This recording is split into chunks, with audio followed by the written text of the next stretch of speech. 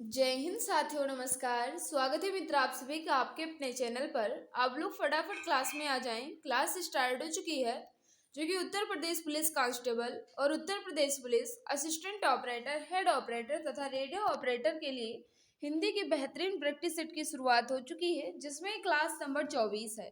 इससे पहले मैंने क्लास 23 तक अच्छे से कंप्लीट कर लिया है। अगर आपने नहीं देखा है तो चैनल के प्लेलिस्ट में जाकर उसे अच्छे से पढ़ लीजिएगा। तो चलिए मित्र, आज की इस बेहतरीन प्रैक्टिस सेट की शुरुआत करते हैं। लेकिन उससे पहले सभी मित्र से एक छोटी सी रिक्वेस्ट है कि एक बार मिलकर क्लास को शेयर कर दो, और जो भी प्यारे भाई बहन हमारे साथ नए हैं वह चैनल को सब्सक्राइब कर बेल आइकन को प्रेस कर लेंगे, ताकि क्लास की नोटिफिकेशन टाइम टू टाइम मिलती रहे। तो चलिए मित्र, आज की इस बेहतरीन प्रैक्टिस सेट की शुरुआत कर देते हैं। मित्र, क्वेश्चन नंबर 3 तक मैंने स्किप कर दिया है क्योंकि वो गद्यांश था, तो गद्यांश जो है हम स्किप कर देते हैं। क्वेश्चन नंबर 4 से स्टार्ट है। सभी मित्र आंसर देने की कोशिश करेंगे। क्या पूछ रहा है? ऊंची दुकान फीके पकवान लोकोक्ति का सही अर्थ है। ऊंची दुकान फीके पकवान लोकोक्ति का उचित अर्थ जो है ये क्या है? तो याद रखना, इसका जो राइट आंसर हो जाएगा, बिल्कुल सही बता रहे हैं, केवल बाह्य प्रदर्शन। राइट आंसर हो जाएगा ऑप्शन नंबर सी। ऊंची दुकान फीके पकवान लोकोक्ति का उचित अर्थ जो होता है ये क्या होता है? केवल बाह्य प्रदर्शन। Right answer option number C बिल्कुल सही हो जाएगा। क्वेश्चन नंबर 5 आपसे क्या पूछ रहा है? दांते तली उंगली दबाना मुहावरे का सही अर्थ है। दांत तले उंगली दबाना मुहावरे का उचित अर्थ जो है ये क्या हो जाएगा? क्वेश्चन नंबर 5 आपके सामने है, जल्दी जल्दी आंसर देने की कोशिश करें। तो याद रखना, दांत तले उंगली दबाना इस मुहावरे का उचित अर्थ जो होता है ये चकित होना होता है। Right answer option number D बिल्कुल सही होगा। नेक्स्ट आपके सामने है, जिसकी आशा न की गई हो वाक्यांश के लिए एक सही शब्द है। जिसकी आशा न की गई हो उन्हें हम एक शब्दों में क्या कहेंगे? फटाफट बता देंगे मित्र। क्वेश्चन नंबर 6 का राइट आंसर क्या होगा? तो याद रखना, उन्हें अप्रत्याशित कहते हैं, जिसकी आशा न की गई हो। ऑप्शन नंबर ये यहाँ बिल्कुल सही हो जाएगा। क्वेश्चन नंबर नेक्स्ट आपके सामने है, शब्द युग्म कुल और कुल का सही अर्थ भेद है। यानी आपसे पूछ रहा है कुल का क्या अर्थ होगा और कुल का क्या अर्थ होगा। फटाफट आंसर देने की कोशिश करें। तो याद रखना मित्र, कुल का क्या अर्थ होता है? वंश होता है। कुल का क्या अर्थ होता है? वंश होता है। जबकि कुल का अर्थ क्या होता है? किनारा होता है। तो राइट आंसर हो जाएगा ऑप्शन नंबर बी। कुल का क्या होता है? वंश, और कुल का क्या होता है? किनारा। Right answer option number B यहाँ बिल्कुल सही हो जाएगा। नेक्स्ट आपके सामने क्वेश्चन नंबर 8 है। इसका राइट आंसर बताना है, निम्नलिखित में से कौन सा शब्द सफल का विलोम नहीं है? सफल का विलोम नहीं है की बात कर रहा है, ध्यान दीजिएगा। तो हम कह सकते हैं कि सफल का विलोम या विरुद्धार्थी या विपरार्थक जो है ये विफल भी होता है, असफल भी होता है, निष्फल भी होता है, लेकिन कुफल नहीं होता। क्या होता है मित्र? कुफल बिल्कुल भी नहीं होता सफल का विलोम। तो यही इसका राइट आंसर हो जाएगा। ऑप्शन नंबर डी बिल्कुल परफेक्ट होगा। नेक्स्ट आपके सामने नश्वर शब्द का विलोम है। नश्वर शब्द का विलोम जो है ये क्या है? फटाफट आंसर दें। Question number 9। तो याद रखना, अनश्वर भी होता है और शाश्वत भी होता है। यानी कहा जाए ऑप्शन नंबर सी यहाँ बिल्कुल सही होगा। जो भी मित्र बता रहे हैं ऑप्शन नंबर सी बिल्कुल परफेक्ट हो जाएगा। क्वेश्चन नंबर 10 आपके सामने, इसका राइट आंसर बताना है। क्या पूछ रहा है? निम्नलिखित में से कौन सा शब्द कर का अर्थ नहीं है? कर का अर्थ नहीं है पूछ रहा है। 3 जो हैं ये कर के अर्थ दिए गए हैं, एक नहीं है, उसका चयन करना है। तो याद रखना मित्र, कर का अर्थ होता है हाथ, शूल और किरण, लेकिन कान नहीं होता। Right answer option number D यहाँ बिल्कुल परफेक्ट होगा। कर का अर्थ क्या नहीं होता? तो कान नहीं होता। बाकी तीनों शब्द जो हैं ये कर के अर्थ हो सकते हैं। नेक्स्ट आपके सामने, निम्नलिखित में से किसका पर्यायवाची शार्दूल है? शार्दूल जो है ये किसका पर्यायवाची है? क्वेश्चन नंबर 11 है। फटाफट आंसर देने की कोशिश करें। याद रखना मित्र, शार्दूल जो है किसका पर्यायवाची है? बिल्कुल सही, सिंह या शेर का पर्यायवाची है। राइट आंसर ऑप्शन नंबर ये बिल्कुल सही हो जाएगा। शार्दूल किसका पर्यायवाची है? सिंह या शेर का। राइट आंसर ऑप्शन नंबर ये। नेक्स्ट आपके सामने, निम्नलिखित में से कौन सा पर्वत का पर्यायवाची नहीं है? पर्वत का पर्यायवाची नहीं है की बात कर रहा है। क्वेश्चन नंबर बता देंगे 12 का राइट आंसर क्या होगा। तो याद रखना पर्वत का पर्यायवाची जो होता है मित्र क्या होता है, भूधर भी होता है, अचल भी होता है, नग भी होता है। लेकिन बात करें प्रकंपन जो है ये पर्वत का पर्यायवाची नहीं होता। तो इसका राइट आंसर हो जाएगा ऑप्शन नंबर सी। जो भी भाई बहन हमारे बता रहे ऑप्शन नंबर सी बिल्कुल परफेक्ट होगा। क्वेश्चन नंबर 13 आपसे क्या पूछ रहा है, निम्नलिखित में से कौन वाक्य शुद्ध है। 4 वाक्य आपके सामने लिखा गया है, कौन सा वाक्य है जो बिल्कुल परफेक्ट है, जो बिल्कुल वर्तनी की दृष्टि से, अरेंजमेंट की दृष्टि से बिल्कुल सही है। तो याद रखना इसका जो राइट आंसर हो जाएगा, उसने मुक्त हस्त धन लुटाया। क्या हो जाएगा, उसने मुक्त हस्त धन लुटाया। राइट आंसर क्या होगा, option number D. Option number D जो भी भाई बहन बता रहे हैं बिल्कुल सही हो जाएगा। क्वेश्चन नंबर 14 आपसे क्या पूछ रहा है, पानी न बरसता तो धान सूख जाता में वाक्य का कौन सा भेद है। पानी न बरसता तो धान सूख जाता, इसमें वाक्य का कौन सा भेद है। फटाफट आंसर देने की कोशिश करें मित्र। तो बिल्कुल सही है, संकेत बता रहा है। राइट आंसर हो जाएगा संकेत वाचक वाक्य। पानी न बरसता तो धान सूख जाता, संकेत वाचक वाक्य हो जाएगा। ऑप्शन नंबर ये यहाँ बिल्कुल परफेक्ट होगा। बीड़ा पाड़ी में कौन सा समास है। बीड़ा पाड़ी में कौन सा समास है, क्वेश्चन नंबर 15। तो हम कह सकते हैं अगर सबसे पहले हम इसका समास विग्रह करेंगे तो क्या हो जाएगा, बीड़ा है पाण में जिसके, यानी कहा जाए वीड़ा है हाथ में जिसके, अर्थात मां सरस्वती। तो यहाँ कौन सा समास हो जाएगा, बहुव्रीहि समास होगा। राइट आंसर हो जाएगा ऑप्शन नंबर सी, बिल्कुल परफेक्ट होगा। जो भी भाई बहन हमारे बता रहे बहुव्रीहि समास बिल्कुल सही हो जाएगा। क्वेश्चन नंबर 16 आपसे क्या पूछ रहा है, निम्नलिखित में से किस शब्द में ता प्रत्यय का प्रयोग नहीं हुआ है। ता प्रत्यय का प्रयोग जो है ये नहीं हुआ है पूछ रहा है। फटाफट आंसर दे मित्र। तो याद रखना इसका जो राइट आंसर हो जाएगा, बुद्धिमता में ता प्रत्यय है, बिल्कुल सही है। मूर्खता में भी ता प्रत्यय है, शिष्टता में भी ता प्रत्यय है, लेकिन वीरत्व में ता प्रत्यय नहीं है। तो इसका राइट आंसर हो जाएगा डी, त्वा प्रत्यय हो जाएगा, इसमें ता प्रत्यय नहीं है। ऑप्शन नंबर डी यहाँ बिल्कुल सही हो जाएगा। क्वेश्चन नंबर 17 आपसे क्या पूछ रहा है, निम्नलिखित में से किस शब्द में प्र उपसर्ग का प्रयोग नहीं हुआ है। प्र उपसर्ग का प्रयोग जो है ये नहीं हुआ है पूछ रहा है। फटाफट आंसर दे मित्र, इसका राइट आंसर क्या होगा। तो याद रखना प्र उपसर्ग जो है ये प्रचार में भी है, प्रबल में भी है, और बात करें मित्र प्रयोग में भी है, लेकिन प्रत्यक्ष में पर उपसर्ग नहीं है। राइट आंसर क्या हो जाएगा, ऑप्शन नंबर सी यहाँ बिल्कुल सही होगा। अनानास किस भाषा का शब्द है। अनानास जो है ये किस भाषा का शब्द है। क्वेश्चन नंबर 18 आपके सामने है। मित्र जिस भाई बहन ने अभी तक क्लास को लाइक नहीं किया है, हम आपसे रिक्वेस्ट कर रहे हैं, क्लास आपको अच्छी लग रही है तो प्लीज क्लास को लाइक कर दो, और जो भी प्यारे भाई बहन हमारे साथ नए हैं वे चैनल को सब्सक्राइब कर बेल आइकन को प्रेस कर लें ताकि क्लास की नोटिफिकेशन टाइम टू टाइम मिलती रहे। तो हम कह सकते हैं कि अनानास जो है मित्र ये पुर्तगाली भाषा का शब्द है। राइट आंसर ऑप्शन नंबर ये यहाँ बिल्कुल सही हो जाएगा। नेक्स्ट आपके सामने निम्नलिखित में से कौन सा शब्द तत्सम नहीं है। तत्सम नहीं है यानी तद्भव है। फटाफट बता देंगे। क्वेश्चन नंबर 19 का राइट आंसर क्या होगा। तो याद रखना इसमें पूछ रहा है तत्सम नहीं है, तो याद रखना इसका जो राइट आंसर हो जाएगा सूरज जो है मित्र ये तद्भव शब्द है। कैसा शब्द है, ये तद्भव शब्द है, ये तत्सम शब्द नहीं है। इसका तत्सम क्या होता है, सूर्य होता है। क्या होता है मित्र, इसका तत्सम हो जाएगा सूर्य, और सूरज जो है ये तत्सम नहीं है, ये तद्भव शब्द है। ऑप्शन नंबर डी यहाँ बिल्कुल सही हो जाएगा। हल्दी शब्द का सही तत्सम रूप है। हल्दी शब्द का सही तत्सम रूप जो है ये कौन सा है, फटाफट बताओ मित्र, इसका राइट आंसर क्या होगा। तो बिल्कुल सही है हरिद्रा। जो भी भाई बहन हमारे बता रहे हैं कि हल्दी शब्द का तत्सम रूप जो है ये हरिद्रा होता है, जो कि ऑप्शन नंबर ये में है। तो जो भी मित्र बता रहे हैं ऑप्शन नंबर ये बिल्कुल परफेक्ट हो जाएगा।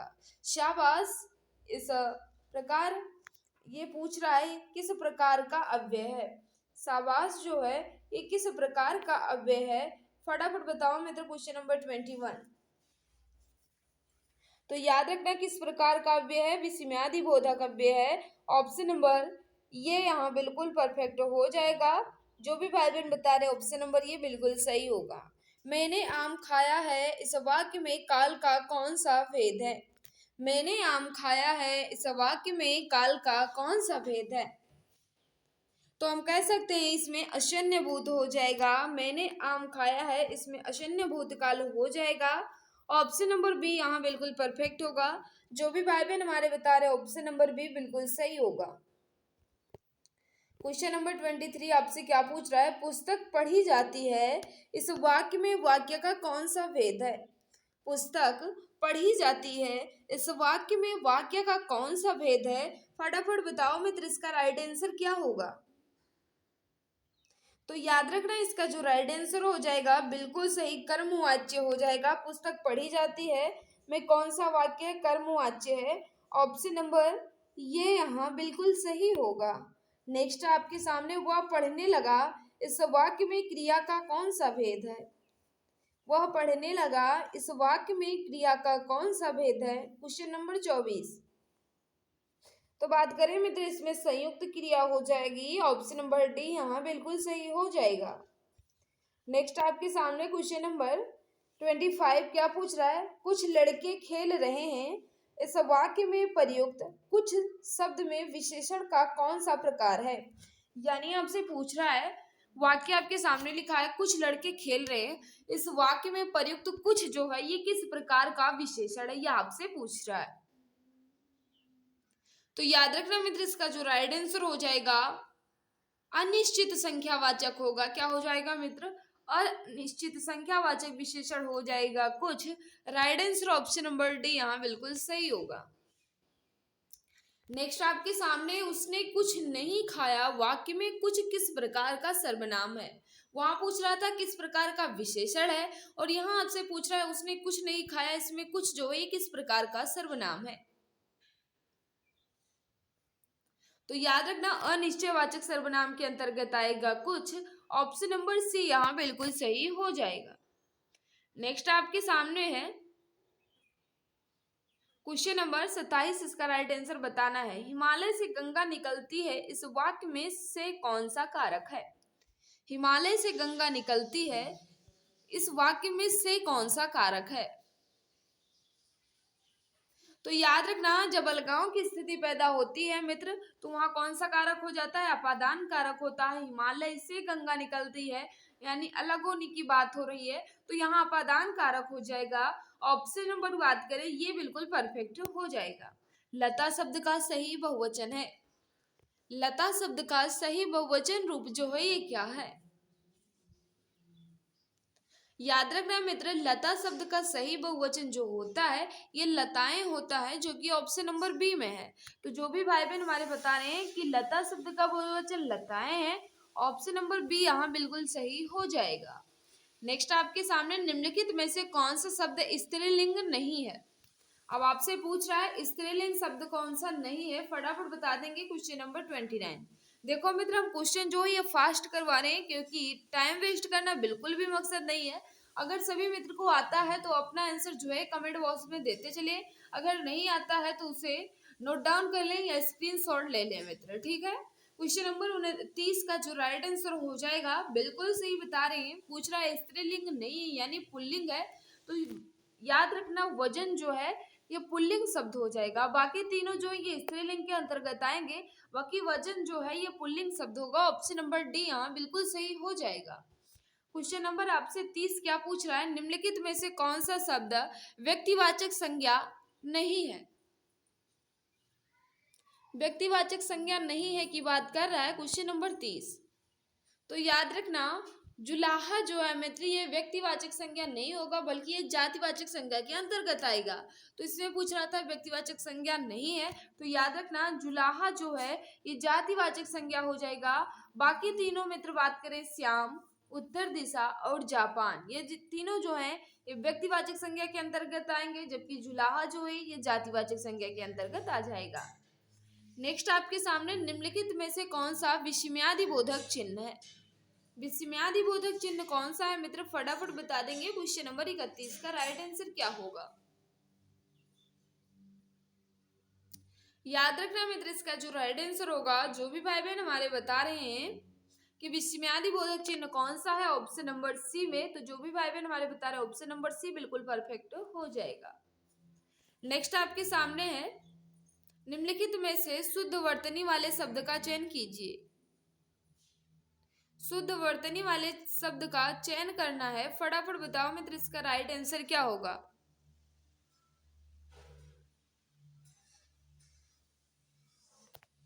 तो याद रखना, इसमें जो हो जाएगा कृतज्ञ जो है ये बिल्कुल सही है, ऑप्शन नंबर डी यहाँ बिल्कुल सही हो जाएगा।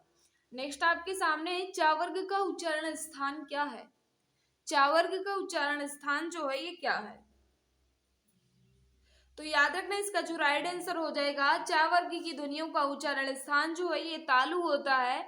राइट आंसर ऑप्शन नंबर ये यहाँ बिल्कुल परफेक्ट हो जाएगा। जो भी भाई बहन हमारे बता रहे हैं कि चा वर्ग के ध्वनियों का उच्चारण स्थान जो ये तालु होता है, और का वर्ग के ध्वनियों का उच्चारण स्थान जो ये कंठ होता है, पा वर्ग के ध्वनियों का उच्चारण स्थान जो है ये वो ओष्ठ होता है, जबकि ता वर्ग के उच्चारण स्थान दंत होता है। यहाँ पूछा गया था चा वर्ग, तो तालु इसका राइट आंसर हो जाएगा, ऑप्शन नंबर ये यहाँ बिल्कुल परफेक्ट होगा।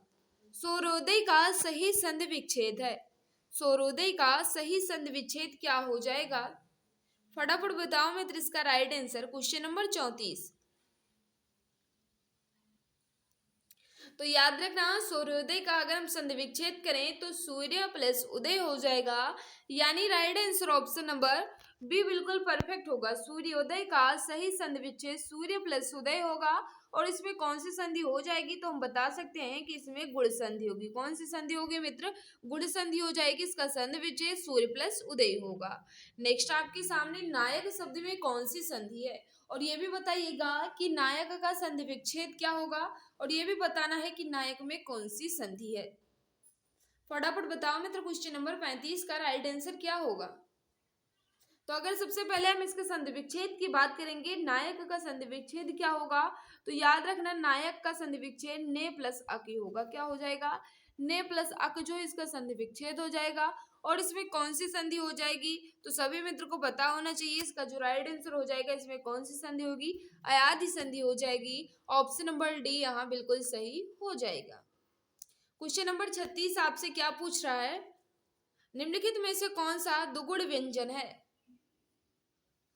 दुगुण व्यंजन कौन सा है? Question number 36। तो याद रखना, इसमें जो राइट आंसर हो जाएगा ड इसका राइट आंसर होगा। जो भी मित्र हमारे बता रहे हैं ऑप्शन नंबर ये बिल्कुल सही हो जाएगा। या जो है मित्र, आप सभी को मित्र को पता होगा अंतस्थ व्यंजन के अंतर्गत य र लावा आता है, तो यह जो है ये अंतस्थ व्यंजन हो जाएगा। और बात करें छा जो है मित्र, ये संयुक्त व्यंजन के अंतर्गत आएगा। छा जो ये संयुक्त व्यंजन के अंतर्गत आएगा। सा तो सभी मित्र को पता ही होगा, ये उस व्यंजन होता है, स स श ह। तो सभी मित्र को इसमें मैंने बता दिया, चारों का राइट आंसर हो जाएगा ऑप्शन नंबर ये। नेक्स्ट आपके सामने हिंदी में स्वर वर्णों की संख्या कितनी है? हिंदी में स्वर वर्णों की संख्या जो है ये कितनी है? तो याद रखना, हिंदी में स्वर वर्णों की संख्या जो है ये 11 है। कितनी है मित्र? 11 है। अंक और आहा को अयोग वा कहते हैं, इनकी गणना जो ये स्वर में नहीं की जा सकती है। अंक और आहा जो है ये अयोग वा हो जाएंगे, और स्वरों की संख्या जो है कितनी है? 11 है। राइट आंसर क्या होगा? ऑप्शन नंबर ये बिल्कुल परफेक्ट होगा। क्वेश्चन नंबर 38 आपसे क्या पूछ रहा है, अवधी भाषा का विकास किस अपभ्रंश से हुआ है? अवधी भाषा का विकास जो है किस अपभ्रंश से हुआ है? Question number 38। तो याद रखना, राइट आंसर हो जाएगा अर्धमागधी, बिल्कुल सही हो जाएगा। अवधी भाषा का विकास किस अपभ्रंश से हुआ है? अर्धमागधी अपभ्रंश से। राइट आंसर हो जाएगा ऑप्शन नंबर सी। याद रखना मित्र, अवधी, बघेली और छत्तीसगढ़ी जो है ये पूर्वी हिंदी के अंतर्गत आते हैं। Right answer option number C यहाँ बिल्कुल सही होगा। क्वेश्चन नंबर 39 आपसे क्या पूछ रहा है, भारत भारती नामक काव्य ग्रंथ के रचनाकार हैं। भारत भारती नामक काव्य ग्रंथ के रचनाकार कौन है? Question number 39। तो याद रखना इसका जो राइट आंसर हो जाएगा भारत भारती नामक काव्य ग्रंथ की रचनाकार जो है मित्र ये मैथिली शरण गुप्त जी है। Right answer option number D यहाँ बिल्कुल परफेक्ट होगा।